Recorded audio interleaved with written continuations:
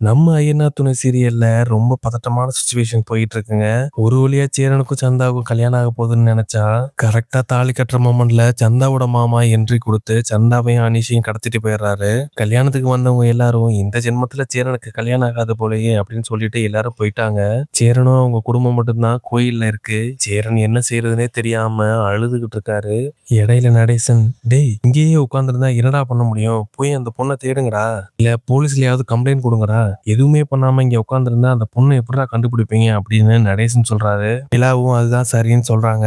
சேரனுக்கு சந்தா அழுதுகிட்டே போன முகம் மட்டும் கண்ணுல இங்க வந்துகிட்டே இருக்கு. பாண்டியன் சேரன, அண்ணே வானே போய் தேட போலாம், இங்கே இருந்தா எப்படின்னு, வா போலாம் அப்படின்னு சொல்லி சேரனை கூப்பிடுறாரு.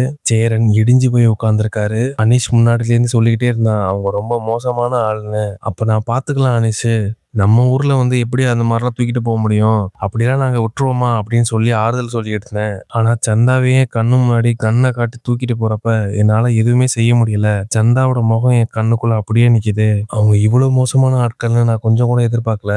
என்ன நடந்தாலும் நான் சந்தாவை அவங்க கூட போக விட்டுருக்க கூடாது, தப்பு பண்ணிட்டேன் அப்படின்னு சொல்லி சேரன் ரொம்ப வருத்தப்படுறாரு. அதுக்கு சோழன், அண்ணே நீ என்னன்னே பண்ண முடியும், அவங்க அப்படி கண்ணெல்லாம் காட்டி மிரட்டுவாங்கன்னு நம்ம நினைச்சோமா என்ன, அவங்க நம்ம நினைச்சதை விட ரொம்ப மோசமான ஆட்களா இருந்திருக்காங்க. வானே நம்ம போய் சந்தாவையும் அனுஷன் தேடுறதுக்கு என்ன வழின்னு பார்ப்போம் அப்படின்னு சொல்லி சோழன் சொல்றாரு.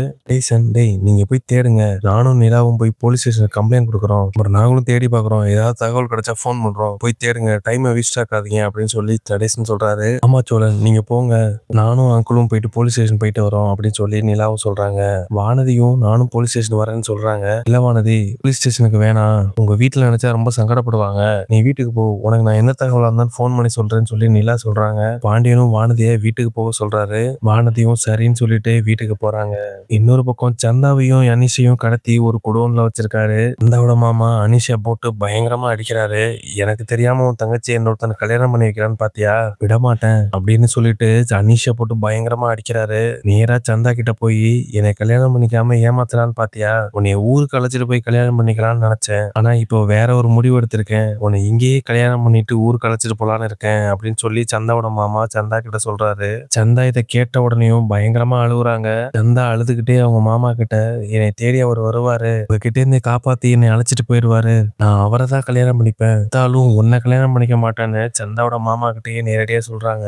அதை கேட்ட உடனே அந்த வடக்கு மாமாவுக்கு பயங்கரமான கோபம் வருது. பாக்குறேன் அவன் உன்னை எப்படி காப்பாத்துறான்னு பாக்குறேன் அப்படின்னு சொல்லி சவால் விடுறாரு. ஏதாங்க நாளைக்கு நடக்க போறது. ஐயனார் துணை சீரியல் அப்டேட் உடனே தெரிஞ்சுக்கணும்னா மறக்காம சீரியல் எக்ஸ்பிரஸ் சேனலை சப்ஸ்கிரைப் பண்ணிக்கோங்க.